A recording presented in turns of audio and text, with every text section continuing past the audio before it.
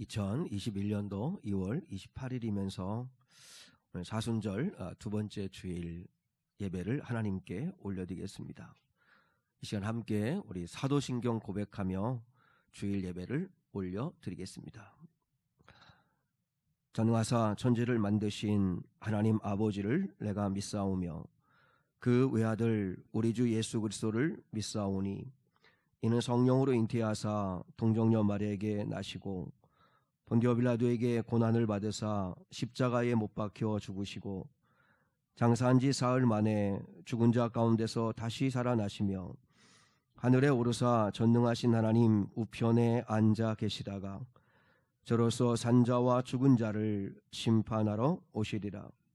성령을 믿사오며 거룩한 공예와 성도가 서로 교통하는 것과 죄를 사하여 주시는 것과 몸이 다히 사는 것과 영원히 사는 것을 믿사옵나이다. 아멘. 유아부실에 마이크 좀 올려주세요. 볼륨 좀.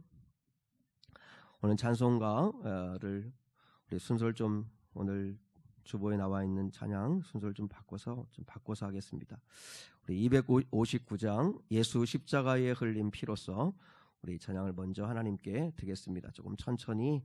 예수 십자가에 흘린 피로써 그대는 씻기어 있는가, 우리 자신에게 묻는 마음으로 이 찬양 가사 생각하면서 찬양 드리겠습니다.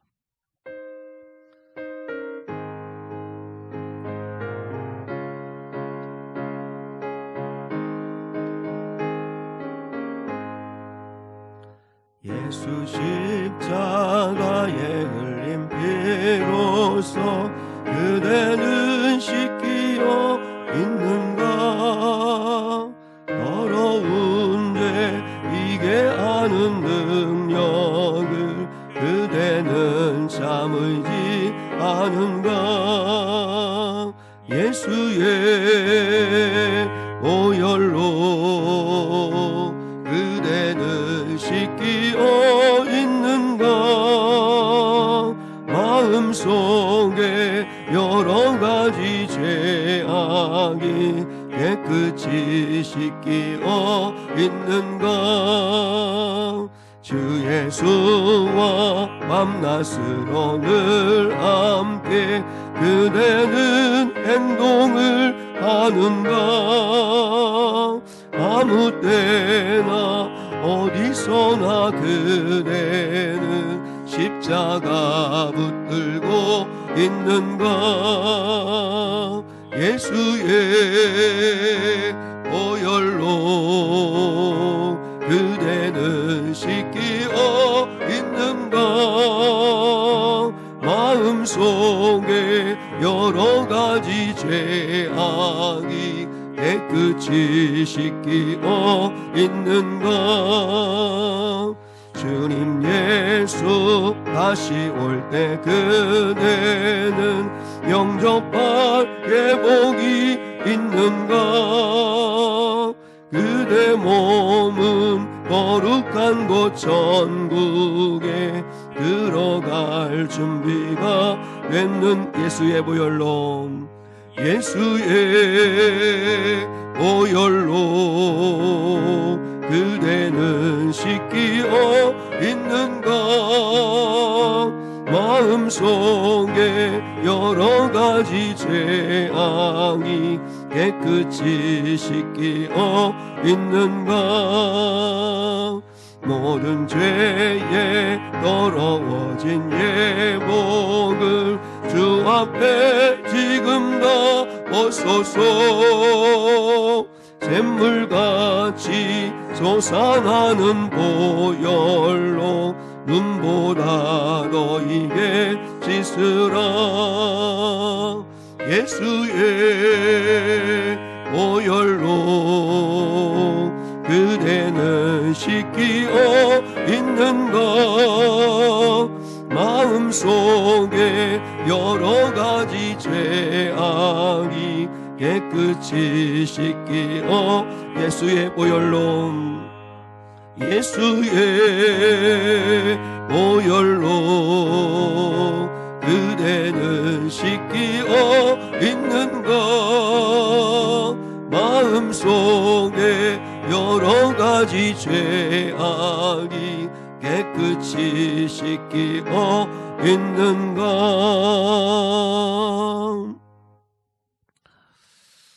거룩하신 하나님, 주께 감사드리세. 날 위해 이 땅에 오신 독생자 예수, 우리 이 시간에 찬양 하나님께 드리겠습니다.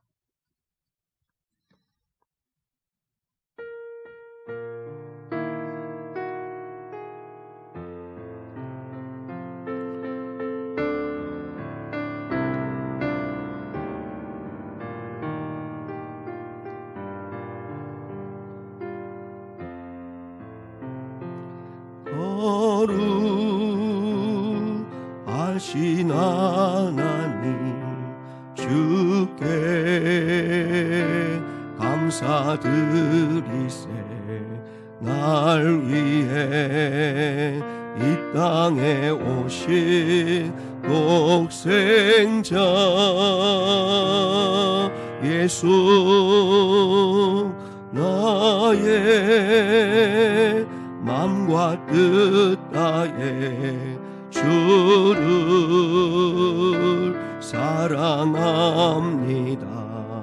날 위해 이 땅에 오신 독생자 예수, 내가 약할 때 강함 주고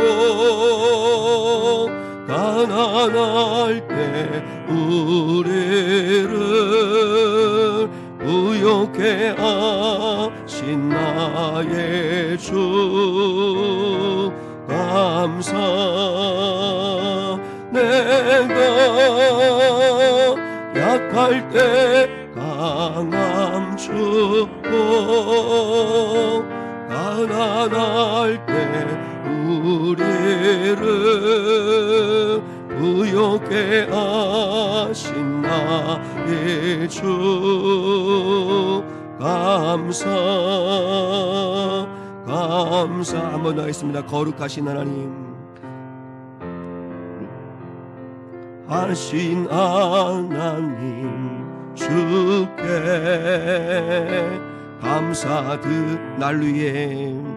날 위해 이 땅에 오신 독생자 예수, 나의 몸과 뜻 다해 주를 사랑합니다. 날 위해 이 땅에 오신 독생자 예수, 내가 약할 때 강함 주고 가난할 때 우리를 부욕해 하신 나의 주 감사. 내가 약할 때 강함 주고 가난할 때 우리를 부욕해 하신 나의 주 감사. 감사.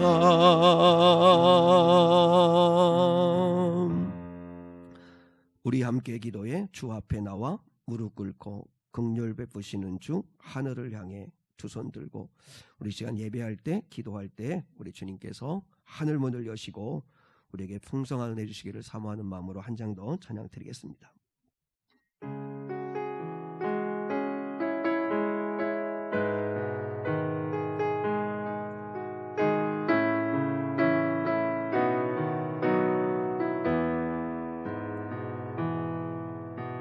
우리 함께 기도해 주 앞에 나와 무릎 꿇고 긍휼 베푸시는 주 하늘을 향해 두 손 들고 하늘 문이 열리고 은혜의 비출기 이 땅 가득 내리도록 마침내 주 오셔서 의의 비출기 우리 위에 부시도록 우리 함께 예배해 우리 함께 예배해 주 앞에 나와 무릎 꿇고 긍휼 베푸시는 주 하늘을 향해 두 손 들고 하늘 문이 열리고 은혜의 비출기 이 땅 가득 내리도록 마침내 주 오셔서 의의 비출기 우리 위에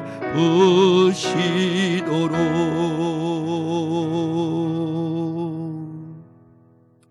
이 시간 일부 예배를 위해서 우리를 대표해서 우리 김사목 장로님께서 기도 인도해 주시겠습니다. 함께 하나님 앞에 기도드리시겠습니다. 오늘 장로님 기도신 거 모르. 그래요? 다음 주로 알고 계셨어요?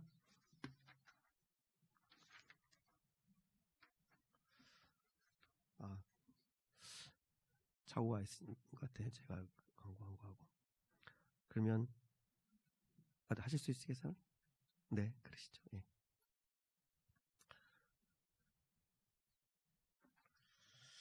기도 드리겠습니다.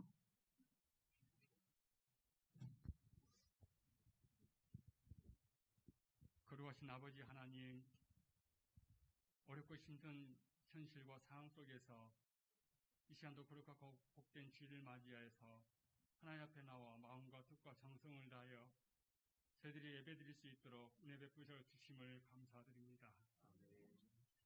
하나님 아버지, 우리는 세상 속에 살면서 하나님을 바라보기보다는 세상의 상황과 환경을 탓하고 원망하고 불평하며 날마다 하나님 아버지 좌절과 낭만 속에서 하나님 아버지 또한 씨름하며 살아왔습니다.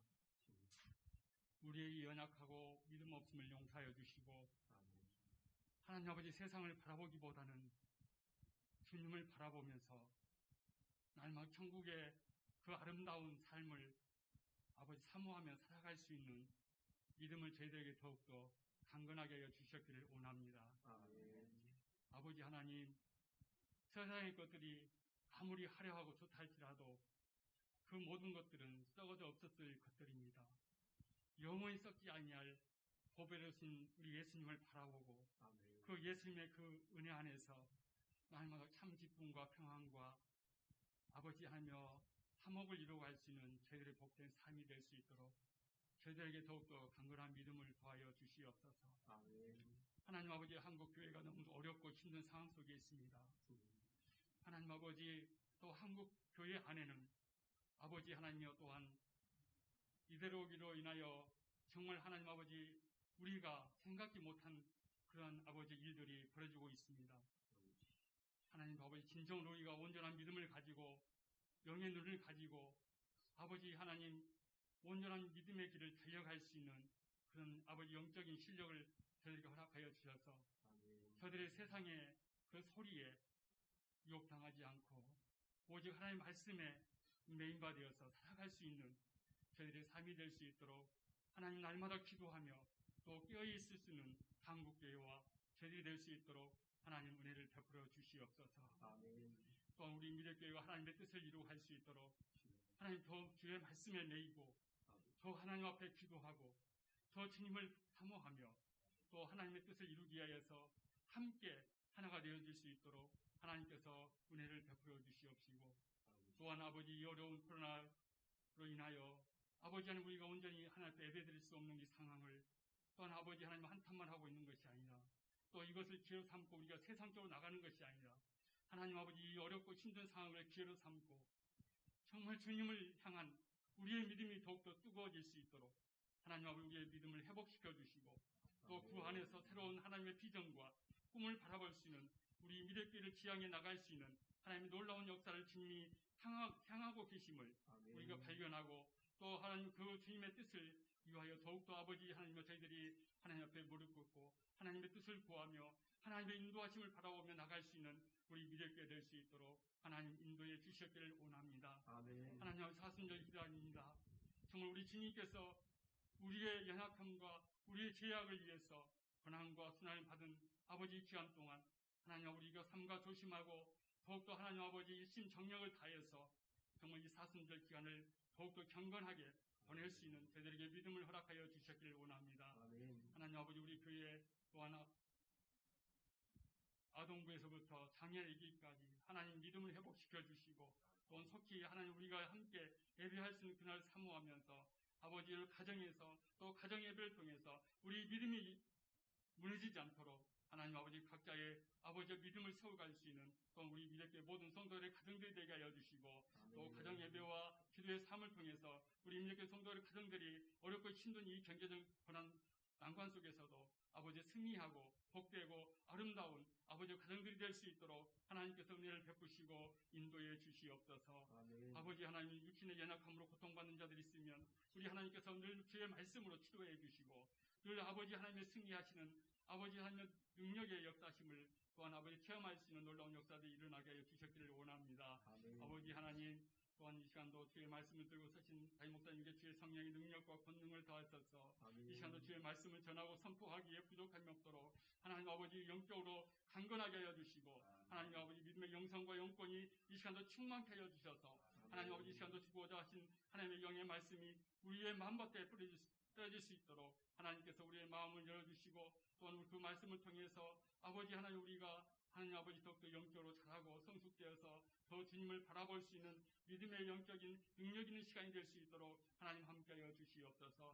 보이지 않는 것을 교회를 위해서 늘 수고하고 아버지의 기도하며 늘 교회를 사랑하는 모든 신령 위에 하나님께서 기름 부어주시고 역사하셔서 하나님의 주 안에서 기쁨이 있고 감사 넘치는 복된 손길들과 삶들과 아버지 하나님 또한 모든 삶 속에서 승리의 길을 걸어갈 수 있는 한 주간이 될 수 있도록 하나님께서 함께하여 주시기를 원하며 예수님의 이름으로 감사하고 기도했습니다. 아멘.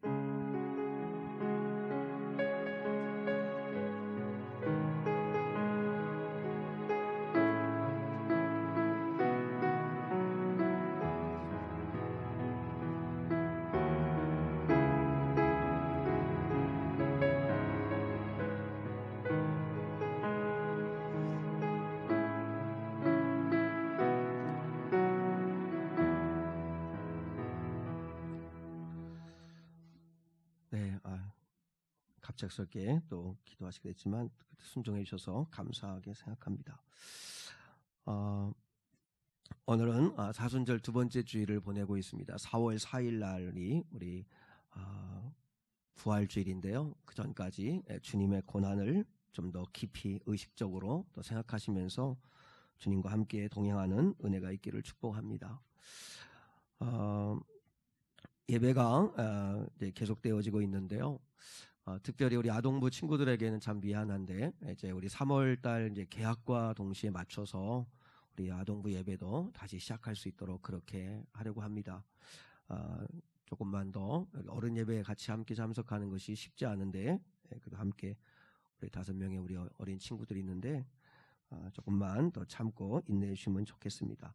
계속 아동부에서도 좋은 교재 또 잘 준비해서 예배들 준비하고 있으니까 기억해 주시면 좋겠습니다. 중고등부 청년부는 뭐 지금 1년이 넘도록 지금 모임을 못 하고 있는데 빨리 이제 모일 수 있는 그런 날이 속히 왔으면 좋겠습니다. 공동기도 제목 꼭 기억하시고 기도해 주십시오. 우리 사순절 기간을 맞아서 새벽 예배 매일 저녁 7시 30분에 또 기도하고 있는데 여러분 힘써 기도해 주시면 좋겠고요.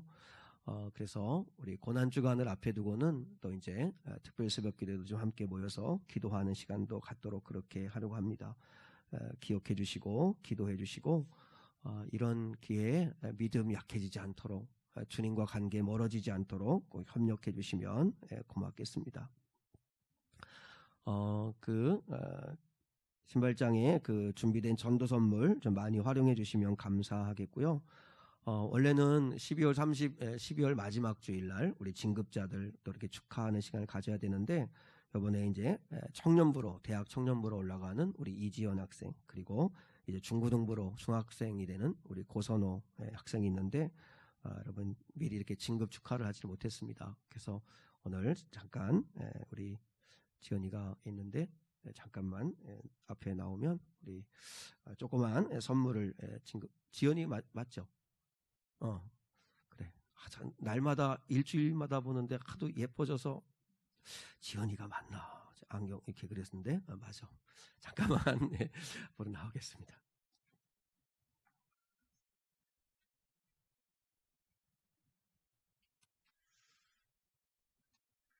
이렇게 해서 우리 조그만 선물 대학교 가족들이 대학교 갈 텐데 오늘 하나는 한 학기는 비대면으로 그냥 집에서 온라인으로 진학을 한다고 그러더라고요. 좋은 대학교 모습들을 축하해 주시고 기도해주세요. 네, 고맙습니다. 믿음 안에서 우리 잘 자라가는 귀한 딸 되었으면 좋겠습니다. 이제 우리 하나님 말씀 같이 보시죠. 하나님 말씀 요한계시록 5장 1절로 7절입니다. 요한계시록 5장 1절로 7절 말씀을 우리 함께 받들어 읽겠습니다. 오늘도 주보를 보시면 오늘 인용되는 말씀이 다 기록되어 있습니다. 주보 보시면서 오늘 말씀을 좀 우리 어린 친구들도 같이 읽을 때 같이 읽고 오늘 말씀의 은혜를 같이 나누면 좋겠습니다. 요한계시록의 말씀을 듣는데 이렇게 어렵다고 생각하지 마시고 마음을 열고 잘 따라오시면 또 하나님의 크신 계획과 은혜를 받을 수 있다고 생각합니다.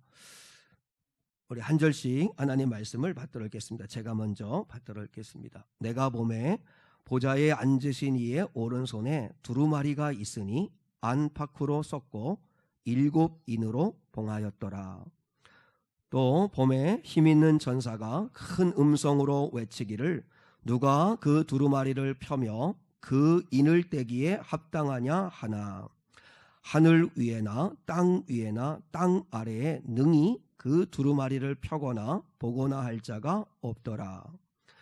그 두루마리를 펴거나 보거나 하기에 합당한 자가 보이지 아니하기로 내가 크게 울었더니 장로 중에 한 사람이 내게 말하되 울지 말라.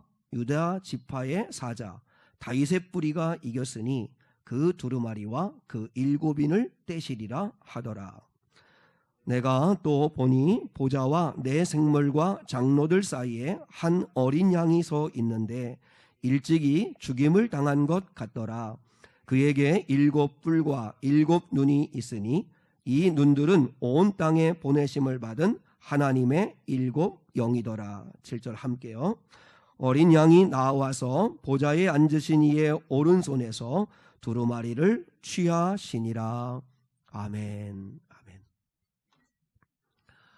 사랑할 이름 죽임당한 어린 양 예수 그리스도. 사랑할 이름 죽임당한 어린 양 예수 그리스도라고 하는 제목으로 하나님 말씀을 나누기를 원합니다. 요한계시록 4장과 5장을 여러분이 머릿속에 그림으로 이렇게 좀 상상하면 좋겠습니다. 사도 요한이 밤모섬에서 홀로 거룩한 주의 날에 하나님께 예배합니다. 정말 현실을 바라보고 암담한 현실 속에서 하나님 앞에 간절히 기도하는 가운데 하나님께서 하늘 문을 여시고 이리로 올라오라 말씀하시며 보여주셨습니다. 그 요한의 본 것은 바로 우리에게 그대로 기록되어 있는 이 요한계시록의 말씀이기 때문에 우리가 믿음으로 이 말씀을 믿으면 받으면 우리도 똑같이 보는 거다 하는 말씀을 드렸습니다. 이제 하늘이 열렸는데 하나님의 보좌를 봅니다. 그 하나님 나라의 정중앙에 보좌가 놓여 있고 그 보좌 위에 앉으신 이의 아름다운 모습을 표현합니다. 그리고 그 보좌 주위에는 네 생물들과 24장로들의 보좌가 놓여져 그 하나님의 보좌를 둘러싸고 있는 모습을 봅니다. 그리고 지난주에 말씀 나왔잖아요. 네 생물과 24장로들의 찬양, 주님이 하셨습니다. 주님이 앞으로 하십니다 하는 것을 찬양했다 하는 말씀을 나누었습니다. 그리고 난 다음에 이제 오늘 5장에서는 어떤 걸 보냐면 다시 요한이 주목해서 보는데 하나님 보좌에 앉으신 하나님의 모습을 보는데 오른손에 두루마리를 붙들고 계신 모습을 봅니다. 근데 그 두루마리는 안팎으로 글이 써 있는데 그런데 7인으로 봉인되어져 있습니다. 예전에는 이것을 이렇게 아무도 함부로 이렇게 뜯어보지 못하도록 이렇게 인을 치는데 그런데 7인을 쳐 있는 두루마리를 붙들고 계시는 하나님의 모습을 봅니다. 이 두루마리는 뭘 의미하는 걸까요? 이 두루마리는 하나님의 말씀을 이야기합니다. 그 안팎으로 글이 써 있고 그리고 7인으로 봉인되어지는 이 말씀은 어떤 말씀의 내용인가는 구약성경을 이해해야 합니다.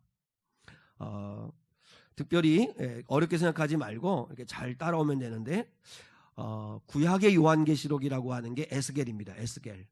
에스겔서 2장 9절로 10절에 보면 이렇게 말씀하고 있어요. 자, 한번 주보를 보고 같이 한번 읽겠습니다. 시작. 내가 보니 보라 한 손이 나를 향하여 펴지고 보라 그 안에 두루마리 책이 있더라. 그가 그것을 내 앞에 펴시니 그 안팎에 글이 있는데 그 위에 애가와 애곡과 재앙의 말이 기록되었더라. 에스겔도 사도 요한이 보았던 것을 본 거지요. 그때 하나님께서 에스겔에게 네가 와서 보라 이러면서 하나님의 오른손에 들려진 두루마리를 보여주시는데 그 두루마리에 기록되어 있는 책의 내용이 뭔지 정확하게 구체적으로는 보지를 못하지만 그 주제가 뭔지를 분명히 알고 기록해 줬어요. 세 가지의 주제죠. 애가와 애곡과 재앙의 말이라. 그러니까 이거는 뭘 말하는 거죠? 하나님의 심판의 말씀이 기록되어 있다는 뜻이죠. 하나님이 심판하시겠다는 말씀이 기록되어 있는 두루마리를 하나님이 들고 계신 모습을 보았다는 거예요. 그러면 이 두루마리에 기록된 이 하나님의 심판과 구원의 말씀은 도대체 언제 풀리는 건가? 언제 풀리는 건가? 다니엘이 그 사실을 우리에게 알려주고 있습니다. 다니엘서 8장 17절과 19절에 보면 다니엘이 기도하는 가운데 환상을 봐요. 근데 환상을 보는데 그때 하나님이 가브리엘이라고 하는 천사를 보내셔가지고 가브리엘아 이 사람에게 이 말씀을 풀어주거라 이러면서 마지막 때에 되어질 일들을 다니엘에게 풀어주세요. 근데 다니엘이 그것을 이렇게 보고 이렇게 기록했어요. 자, 17절 먼저 읽어요. 같이 시작. 내가 선 곳으로 나왔는데 그가 나올 때에 내가 두려워서 얼굴을 땅에 대고 엎드리매 그가 내게 이르되 인자야 깨달아 알라 이 환상은 정한 때 언제 관한 것이라? 끝에 관한 것이라. 이 세상 마지막에 관한 것이다 라고 가브리엘 천사가 다니엘에게 가르쳐 준 거예요. 그 다음에 19절 글씨가 주보에 있는 글씨가 좀 작아서 좀 죄송한데 자 19절 시작. 이르되 진노하시는 때가 마친 후에 될 일을 내가 내게 알게 하리니 이 환상은 정한 때 끝에 관한 것임이라. 두루마리의 말씀은 애가와 애곡과 그리고 재앙의 말씀인데 다시 말하면 이 세상 끝에 심판에 관한 말씀이다라는 걸 알 수 있죠. 그럼 두루마리에 기록되어 있는 이 하나님의 손에 들려진 이 두루마리에 기록된 이 말씀은 마지막 때에 행하실 하나님의 심판과 하나님의 구원에 대한 말씀이 기록되어져 있는 거예요. 근데 다니엘 때는 하나님이 아직은 때가 아니니 내가 본 것을 말하지 마라 함구하라 이렇게 말씀하셨어요. 자, 다니엘서 12장 4절을 보겠어요. 자, 시작. 다니엘아 마지막 때까지 이 말을 간수하고 이 글을 봉함하라. 많은 사람이 빨리 왕래하며 지식이 더하리라. 자, 이 말씀에서 하나님은 내가 본 것을 지금은 말하지 마라. 지금은 말하지 마라. 마지막 이제 때가 되면 그것을 풀어줄 때가 있을 거다. 이렇게 말씀하시면서 그 때가 어느 때인가, 마지막 때는 어느 때인가 하는 특징을 두 가지를 다니엘에게 계시해 주셨어요. 뭐냐면 많은 사람이 빨리 왕래하며 지식이 많아지리라, 더하리라 하는 말씀이죠. 지금 오늘날의 시대가 아닐까 하는 생각이 들 만큼 보세요. 전 세계는 일일 생활권이에요. 아프리카 어느 나라든 비행기를 타고 가면 하루 안에, 그래서 그런 말 있잖아요. 그죠? 일본 가가지고 뭐 점심 먹고 어디 가가지고 저녁 먹고 이렇게 되는 일일 생활권 시대가 돼요. 점점점 많은 사람들이 빨리 왕래하는 시대가 지금이잖아요. 뿐만 아니라 지식이 얼마나 많아지는지 몰라요. 지금은 오늘날의 시대는 포노 사피엔스 시대라고 합니다. 포노 사피엔스. 이건 최재봉 교수라고 하는 분이 그 책을 썼는데 포노 사피엔스라고 하는 책을 썼습니다. 포노 사피엔스라고 하는 게 뭐냐면, 포노라고 하는 게 스마트폰을 얘기합니다. 폰을 얘기하는 건데, 스마트폰이 뇌이고 스마트폰이 곧 몸의 분신인, 손인 그런 사람들을 포노라고 얘기하는데, 포노 사피엔스라고 이야기합니다. 그러니까 이거는 1990년도 이후에 태어난 요즘 젊은 세대들, 그들을 포노 사피엔스 시대, 스마트폰 없이는 생활할 수 없는 시대. 아이폰이 2007년도에 나왔습니다. 2007년도, 불과 얼마 안 됩니다. 근데 지금 30억이 넘는 사람들이 핸드폰을 손에 들고 있습니다. 지금 이 포노 사피엔스라고 하는 이 젊은 세대들은 궁금하면 누구에게 물어보지 않습니다. 다 검색합니다. 검색하면 수많은 정보를 얻을 수 있는 그런 시대입니다. 책으로 공부하기보다는 스마트폰으로 공부하는 세대이고, TV를 보기보다는 오히려 유튜브나 그리고 SNS를 더 많이 하는 세대. 은행에 가지 않고 은행 업무를 보고, 그리고 백화점이나 마트에 직접 가지 아니하고 다 온라인으로 쇼핑하며 그리고 사는 세대를 포노 사피엔스라고 합니다. 지금이 그런 시대입니다. 그래서요, 이 최재봉 교수가 그 포노 사피엔스라고 하는 그 책에서 이제는 우리 이제 율중이도 있고 사랑이도 있고 하임이도 있지만, 이제는 스마트폰을 건강하게 잘 쓸 수 있도록 권장해 줘야 된다는 거예요. 스마트폰이 무해하다, 스마트폰은 이거 유익하지 않다, 부작용만 걱정하면 절대 안 되고, 이제는 스마트폰을 필수기 때문에 적절하게 사용할 줄 아는 방법을 찾게 해줘야 되고, 스마트폰에서 하나님을 만나게 해줘야 되고, 좋은 정보를 찾아 활용할 줄 알게 해줘야 된다는 거죠. 물론 그냥 무턱대고 게임만 하고 무턱대고 뭐 그러면 안 되겠지만, 잘 사용할 수 있도록 이제는 그 아이들을 끌어줘야 된다는 거죠. 좋든 싫든 간에 지금 이제 스마트폰, 포노 사피엔스 시대가 되었습니다. 그 포노 사피엔스 시대가 모든 세계의 흐름을 다 바꿨습니다. 그래서 시가총액 전 세계의 기업, 10대 기업 가운데 7, 8개가 다 IT, 이 스마트폰과 관련되어 있는 기업들입니다. 애플이나 마이크로소프트나 아마존이나 다 이런 기업들. 유일하게 제조업 회사 가운데서 10위에 들어간 나라가 우리나라의 삼성입니다. 왜냐하면 그 삼성이 반도체 만들고 핸드폰, 갤럭시 핸드폰 만들고 하기 때문에 제조업체 중에서 유일하게 들어간 나라가 우리나라의 삼성인데, 나머지는 거의 대부분이 다 페이스북, 유튜브 이런 업체들이 다 세계에 돈들을 다 끌어모으고 있다는 거죠. 지금 시대가 그렇게 되는데, 지식이 얼마나 많아지는 시대입니까? 다니엘 때는, 지금은 아직 때가 아니니까 감추어 두라고 하셨던 그 비밀의 말씀을, 애가와 애곡과 재앙의 마지막 심판에 대한 이 말씀을 예수님이 오시고 난 이후에 누구에게 풀어주신 거예요? 요한에게 풀어주신 거예요. 요한에게. 다니엘의 때는 아직은 때가 아니니까 봉함해둬라, 함구해라 이렇게 했던 이 말씀을 이제 때가 되어 드디어 2000년 전에 요한에게 풀어주신 거예요. 그러니까 여러분, 무슨 말이에요? 점점점 이제 하나님의 손에 들린 두루마리에 기록되어 있는 이 심판의 날이 점점점 가까이 오고 있다는 뜻이죠. 자, 오늘 본문 2절로 4절을 한번 같이 또 봐요. 2절과 4절이에요. 시작.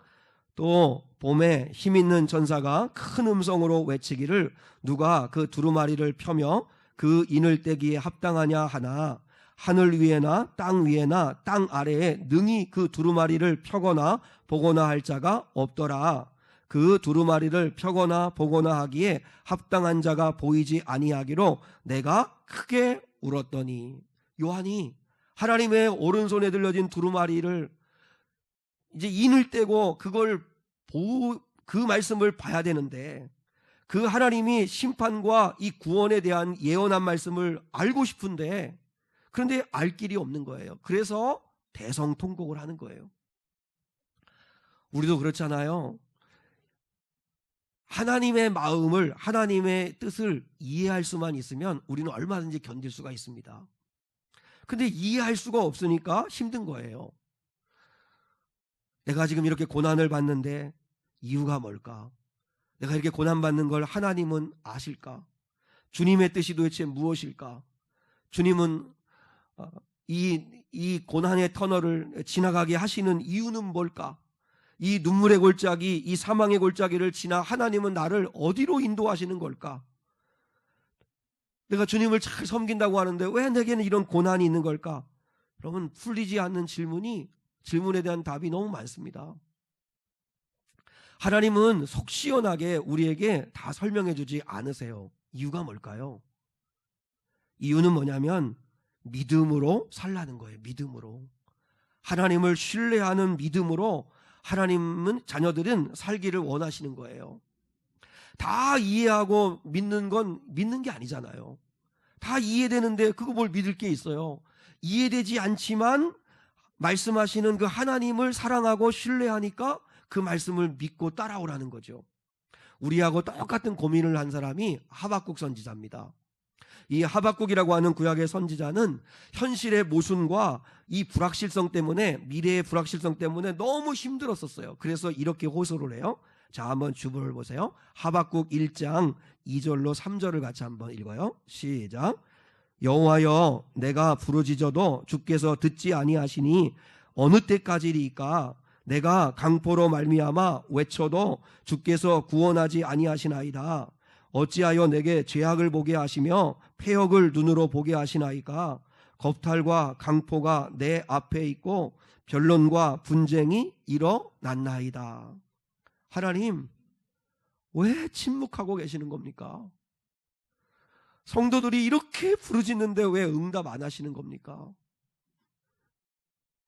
왜 악한 자들을 심판하지 않으십니까? 왜 예수를 잘 믿는 의로운 자들이 이런 고난을 받는데도 하나님 가만히 계시는 겁니까? 초대교회 성도들의 질문도 이거였고 오늘날 우리들의 질문도 이겁니다.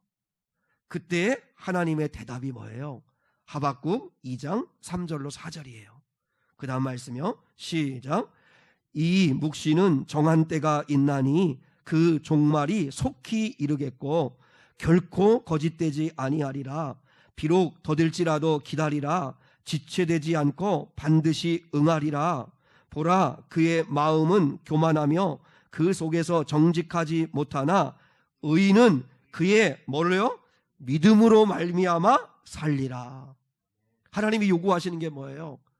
이 계시의 말씀은 반드시 이루어질 거다. 반드시 성취될 거다. 악한 자들은 반드시 심판할 거다. 비록 더딘 것처럼 느껴져도 견뎌라, 버텨라. 그렇게만 말씀하시지 설명은 안 하셨어요. 그리고 어떻게 살라고 말씀하시는 거예요? 의인은 나를 경외하는 자는 믿음으로 사는 거다. 믿음으로. 다 알고 다 이해하고 사는 게 아니라 나를 신뢰함으로 믿음으로 견뎌내기를 바란다. 그렇게 말씀을 하시는 것이죠. 드디어 사도 요한은 그 7인을 떼실 자를 보게 됩니다. 자, 오늘 본문 이제 5절입니다. 본문 5절. 본문 5절을 같이 한번 읽어요. 시작. 장로 중에 한 사람이 내게 말하되 울지 말라. 유다 지파의 사자 다윗의 뿌리가 이겼으니 그 두루마리와 그 7인을 떼시리라 하더라. 요한이 알고 싶은데 여전히 비밀 속에 감춰져 있었던 도대체 이 세상은 어떻게 되며 왜 하나님은 이 믿는 자들, 왜 이 그리스도인들 이렇게 핍박 가운데 내버려 두시고 언제 하나님은 심판하시고 언제 우리를 구원하실는지 알고 싶은데, 근데 그 비밀이 감춰져 있어서 통곡을 하는데 그때 24장로 중에 한 사람이 울지 마라, 울지 마라 그러면서 그 인을 뗄 자가 있는데 그분을 누구를 소개하세요? 유다 지파의 사자 다윗의 뿌리에서 나실 자. 유다 지파의 사자 다윗의 뿌리가 이겼으니 이분이 누굴까요? 두말할 나위 없이 유다 지파의 자손으로, 다윗의 자손으로 오신 예수 그리스도이시죠. 예수 그리스도가 그 인을 떼실 거다. 그 말씀을 듣고 난 다음에 요한이 다시 하늘을 바라보니까요, 드디어 예수 그리스도가 보이는 거예요. 자, 6절입니다. 6절, 본문 6절 시작. 내가 또 보니 보좌와 내 생물과 장로들 사이에 한 어린 양이 서 있는데 일찍이 죽임을 당한 것 같더라. 그에게 7뿔과 7눈이 있으니 이 눈들은 온 땅에 보내심을 받은 하나님의 7 영이더라. 요한은 한눈에 예수님을 알아봤어요. 어떻게 알아봤죠? 일찍이 죽임당한 어린 양이신 것을 한 번에 알아봤어요. 여기서 이제 가장 중요한 한 가지를 이제 우리가 풀고 오늘 말씀을 마무리를 하는데, 왜 우리 예수님은 죽임당하신 어린 양의 모습을 하고 계셨을까 하는 거예요. 하나님 나라에 계신 거잖아요. 근데 하나님 나라에 계신데도 왜 죽임당한 어린 양 예수 그리스도의 모습을 하고 계실까? 그분은 사자이신데 왜 어린 양, 그것도 죽임당한 어린 양의 모습을 하고 계시는 걸까? 첫 번째는 예수님은 죽임당한 어린 양의 이 모습을 하고 계시는 건 유대인들, 이스라엘 백성들에게는 단번에 무슨 의미인지 알아듣는 거예요. 무슨 의미죠? 하나님이 모세를 보내서 애굽에서 430년간 종살이하던 이스라엘 백성들을 구원하여 내실 때 마지막 심판이 장자, 첫 것을 멸하시는 심판이었어요. 죽음의 심판이었어요. 그때 하나님이 모세에게 말씀하셨어요. 어린 양을 잡아 피를 받아 그 피를 문설주와 문지방에 바르라. 그리고 그 집안에 거하는 자는 죽음이 패스오버, 넘어갈 것이다. 그 모세가 이제 말씀을 했어요. 그 모세를 통하여 주신 하나님의 말씀을 믿는 사람은 진짜 실제로 어린 양의 피를 받아서 문지방에 바르고 문설주에 바랐어요. 그 사람이 죄인이든 그 사람이 이방인이든 그 사람이 노예였든 상관없어요. 약속의 말씀을 믿고 어린 양의 피를 바른 사람은 살았어요. 그런데 전통적으로 유대인이며 아브라함의 피가 흐르는 후손이라 할지라도 이 약속의 말씀을 믿지 않고 어린 양의 피를 바르지 않은 사람들은 다 죽임을 당했어요. 그러니까 이 일을 통해서 유대인들은 죽임당한 어린 양의 피, 그게 어떤 능력이라는 걸 이 이스라엘 백성들은 너무나 잘 아는 거예요. 죽임당한 어린 양의 보혈의 피, 이게 능력이다. 이게 죽음에서 우리를 생명으로 건질 수 있는 능력이고 지킬 수 있는 능력이다 하는 걸 유대인들은 똑똑히 아는 거죠. 또 세례 요한이 뭐라고 말씀했어요? 예수님이 오시니까 보라, 세상 죄를 지고 가는 하나님의 어린 양이로다 그랬잖아요. 세상의 죄, 저와 여러분의 죄를 짊어지고 가시는 어린 양으로 오셨다고 세례 요한이 예수님을 소개했어요. 근데 그 예수님이 십자가에서 죽임당하셨잖아요. 피를 쏟으셨잖아요. 그 어린 양의 보혈의 피를 믿는 자는 구원함을 받는다, 죄를 사함받는다 라고 말씀하시는 거죠. 오늘 교회에 이렇게 오셨는데 전 여러분에게 묻고 싶습니다. 여러분, 교회를 아무리 다녀도 어린 양으로 오신 예수 그리스도가 흘리신 피가 나의 모든 죄를 씻어주시고 내가 영원한 사망, 지옥에 떨어질 수밖에 없는 나를 영원한 생명을 얻어 천국에 갈 수 있도록 구원하여 주시는 능력이라는 걸 믿으십니까? 이걸 믿으셔야 합니다. 실제로. 아무리 교회를 다녀도 여러분이 이론적으로 예수님이 십자가에서 보혈의 피를 흘리셨대, 그 보혈의 피가 우리의 모든 죄를 씻는데, 이념적으로 이론적으로 아는 거 말고 실제적으로 이 사실을 믿어야 합니다.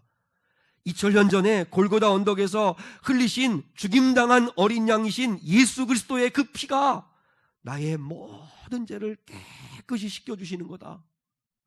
그 사실을 진짜 믿느냐? 왜 예수님의 흘리신 그 보혈의 피가 능력 있죠? 자, 우리 주보에 있습니다. 히브리서 9장 12절입니다.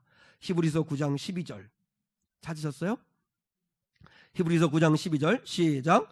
염소와 송아지의 피로 하지 아니하고 오직 자기의 피로 영원한 속죄를 이루사. 그러니까 이제는 더 이상 염소나 송아지나 다른 짐승 잡을 필요가 없는 게 뭐예요? 예수님의 그 보혈의 피는 영원한 속죄를 이루사. 그 다음에 단번에 성소에 들어가셨느니라. 단 한 번의 피 흘림으로 말미암아 영원한 속죄를 이루는 능력이 예수 그리스도의 보혈의 피라는 거예요. 이 사실을 믿냐는 거죠. 우리가 259장 좀 전에 찬양했잖아요. 예수 십자가에 흘린 피로써 그대는 씻기어 있는가.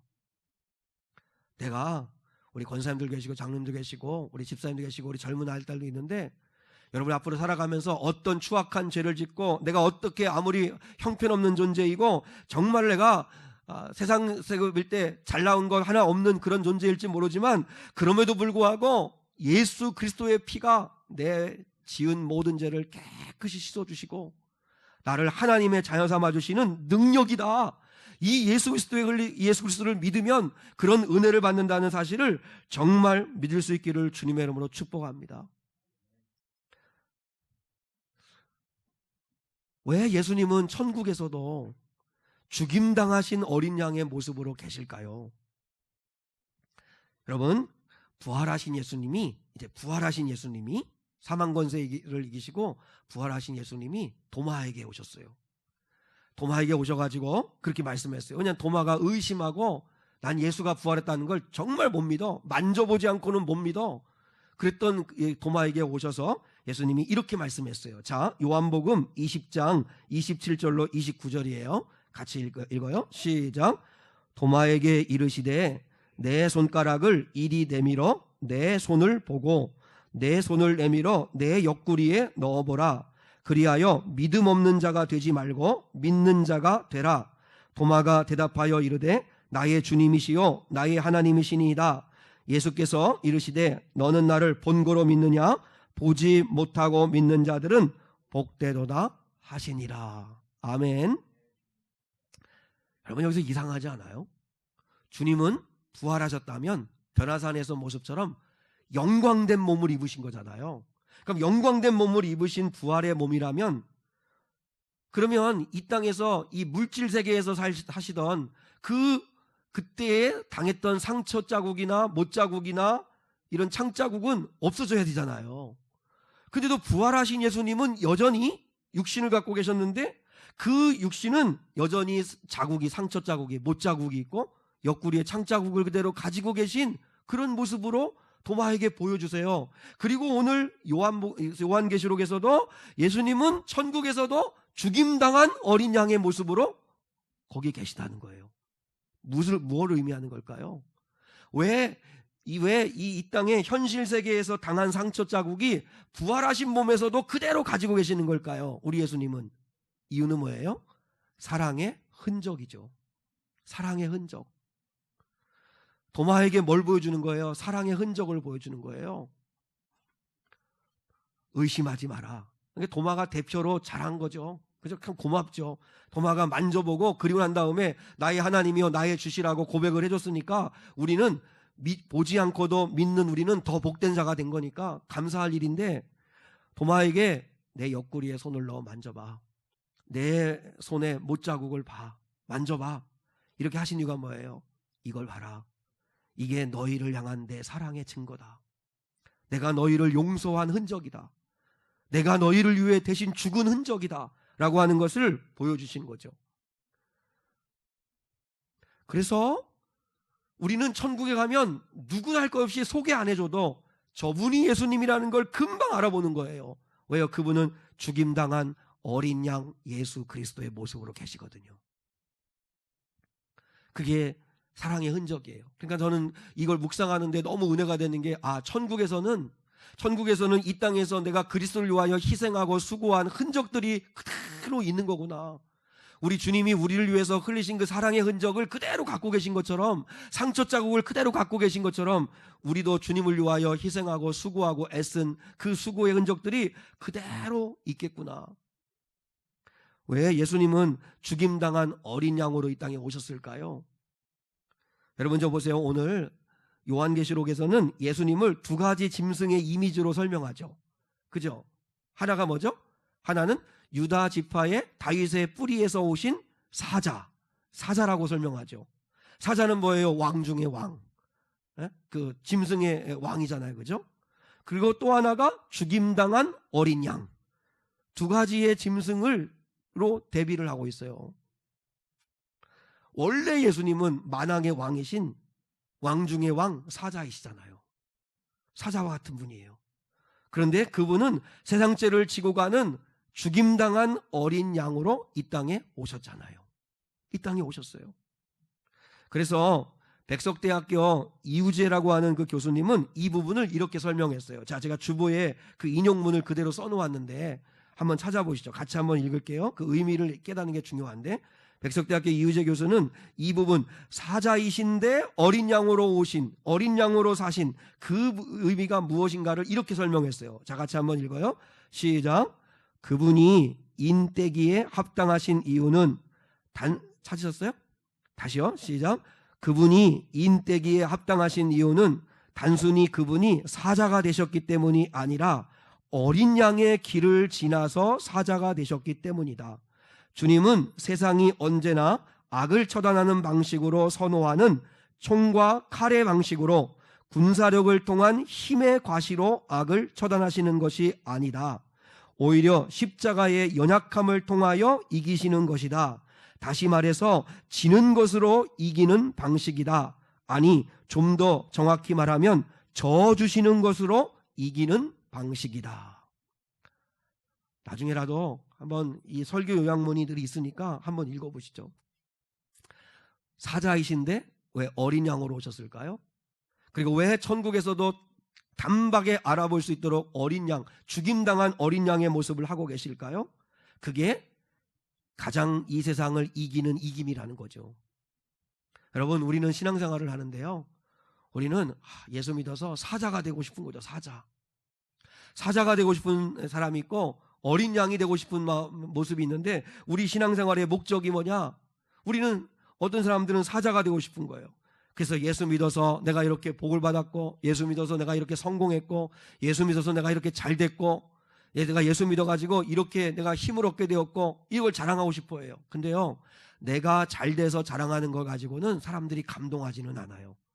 부러워는 해요. 부러워는 하는데, 그런데 나도 저 사람이 믿는 예수님을 믿고 나도 주님을 따라야지 하는 감동에서 구원하는 열매는 맺어지지가 않아요. 참 당신 좋겠네. 예수 믿어서 그런 복 받아서, 예수 믿어가지고 사자가 되는 그런 복 받아서 참 좋겠네. 이렇게 부러워할지는 몰라도 감동하지는 않아요. 여러분, 사람들은 언제 감동해요? 죽임당한 어린 양의 모습으로 살아갈 때 감동해요. 아세요? 우리 하나님은 져주시는 하나님이시라는 거. 우리 하나님은 져주시는 하나님이세요. 하나님을 이길 자가 과연 누가 있겠어요? 예수님을 이길 자가 누가 있겠어요? 왜 예수님이 십자가에서 왜 억울하게 그렇게 죽으셔야 돼요? 그럼에도 불구하고 그것이 아버지의 뜻이고, 그렇게 세상을 이기셔야 되는 게 하나님의 방식이니까, 죽임당한 어린 양으로 사는 게 하나님의 뜻이니까. 저는 내 생애 가운데 가장 힘들고 어려울 때 말씀에 한번 순종한 적이 있는데, 아브라함과 조카 롯이 이렇게 갈등하게 되었잖아요. 아브라함과 조카 롯의 그 양떼가, 짐승떼가 많아지면서 물도 부족하고 또 목초지도 부족하고 하다 보니까 서로 목자들끼리 싸우는 거예요. 아브라함의 목자와 그리고 롯의 목자들끼리 싸워요. 그래서 어느 날 이 큰아버지인 아브라함이 아들과 같은 조카 롯을 불러요. 사실 이 아브라함은 조카 롯에게 아버지와 같은 자예요. 왜냐하면 이 조카 롯의 아버지가 일찍 돌아가셨기 때문에, 그래서 아브라함이 대신 키워준 거거든요. 그러니까 얼마든지 타일러도 돼요. 그런데 전혀 예상 밖의 말을 하죠. 자, 성경을 한번 봐요. 우리 주보에 있습니다. 창세기 13장 8절 9절. 자, 이제 마지막 말씀인데요. 같이요. 시작. 아브라함이 롯에게 이르되 우리는 한 친족이라 나나 너나 내 목자나 네 목자나 서로 다투게 하지 말자. 내 앞에 온 땅이 있지 아니하냐? 나를 떠나가라. 내가 좌하면 나는 우하고 네가 우하면 나는 좌하리라. 보세요, 여러분. 얼마든지 아브라함은 사자처럼 큰 소리 칠 수 있습니다. 너 지금까지 누가 키웠어? 네가 양보해. 이러면서 아브라함이 얼마든지 기득권 주장하고요, 얼마든지 힘있고 얼마든지 능력 있고 하니까 강요할 수도 있고, 그리고 또한 주장할 수도 있어요. 근데 아브라함은 롯에게 저주었어요. 저주잖아요. 네가 먼저 선택해라. 우리 친족이니까 싸우지 말자. 싸우지 말고 네가 보기에 좋은 땅을 먼저 선택해라. 네가 좌하면 나는 우로 갈 거고 네가 우로 가면 나는 좌로 가리라. 철저하게 져주는 거예요. 철저하게 양보하는 거예요. 바보 같죠? 바보처럼 살죠? 이게 죽임당한 어린 양의 모습처럼 사는 거예요. 그런데 하나님은 결국 누구에게 복을 주셨어요? 아브라함에게 복을 주셨어요. 우리가 우리 역할을 하면 하나님은 높이시는 역할을 하시는 거예요. 한국의 슈바이처라고 하는 장기려 박사가 있습니다. 정말 이분은 시대를 잘 만났으면 노벨 평화상을 받을 만한 분입니다. 정말 최고의 의사가 되셨는데, 그런데 정말 자기 성공을 위해 살지 아니하고 가장 가난하고 한 사람들을 무상으로 치료하며 평생을 바친 그런 분인데, 그분이 이런 말을 남겼습니다. 제가 주보에도 아마 써놓은 것 같은데요. 바보라는 말을 들으면 그 인생은 성공한 것입니다. 그리고 인생의 승리는 사랑하는 자에게 있습니다. 주보에 있어요? 한 번만 같이 읽어요. 시작. 바보라는 말을 들으면 그 인생은 성공한 것입니다. 그리고 인생의 승리는 사랑하는 자에게 있습니다. 여러분, 바보라는 소리 들어보셨습니까? 진짜 여러분이 멍청한 짓을 해서 바보라는 소리 듣는 거 말고, 알면서 그냥 속아주고, 내가 얼마든지 주장할 수 있지만 그냥 양보하고 희생하고, 내가 감수하고 내가 끌어안고, 바보처럼 살아본 적 있으십니까? 장기려 박사는 하나님을 경외하신 분인데, 그분은 바보라는 말을 들으면 그 인생은 성공한 인생이다. 많은 사람들이 주변에 계십니다. 저분은 왜 이렇게 바보처럼 살까? 왜 저렇게 살까? 그리고 인생의 가장 큰 승리는 사랑하는 자에게 승리가 있는 거다. 사랑하는 자. 여러분, 오늘 주님은 왜 천국에서도 사자 같은 모습으로 서 계지 않으시고, 원래 사자이신데 왜 죽임당한 어린 양으로 천국에서도 계시고 도마에게도 그렇게 보여주실까요? 이유는 하나예요. 죽임당한 어린 양과 같은 모습으로 너희도 살라는 거예요. 사자 되려고 하지 말고.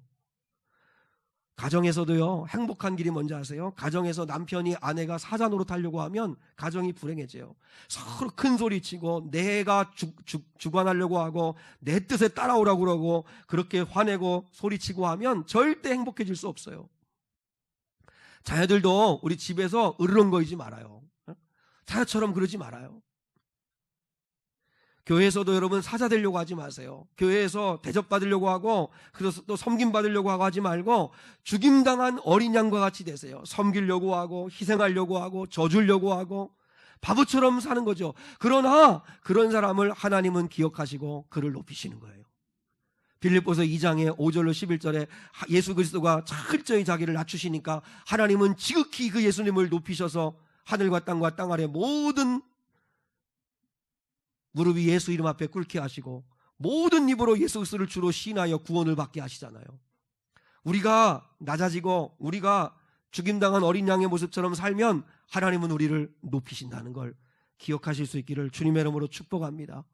우리 주님은 사자이셨지만 사자로 살지 않으시고 스스로 자신을 낮추시고 죽임당하신 어린 양으로 사셨습니다. 이제 앞으로 예수님이 7인을 떼세요. 그 인을 뗄 때마다 이 세상이 어떻게 심판받는가는 이제 6장부터 나오나요. 그러나 오늘은 우리 예수님은 죽임당하신 어린 양 예수 그리스도. 그러니까 우리가 평생에 사랑할 이름, 자랑할 이름, 그리고 또한 찬양할 이름은 오직 죽임당한 어린 양 예수 그리스도. 이것을 꼭 명심하고 여러분도 사자 되려고 하지 말고 예수님이 걸어가신 그 길을 걸어가는 저와 여러분 될 수 있기를 주님의 이름으로 축복합니다. 찬송가 우리 91장, 예수의 이름은 세상의 소망이요 예수의 이름은 천국의 기쁨일세. 우리 91장 찬양을 하나님께 올려드리겠습니다.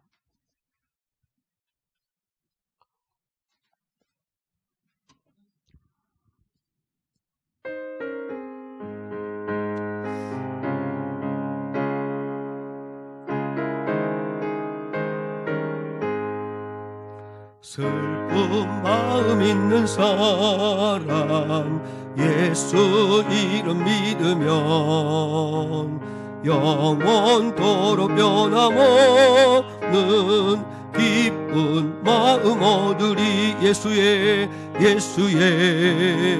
이름은 세상의 소망이요 예수의 이름은 전국의 기쁨일세.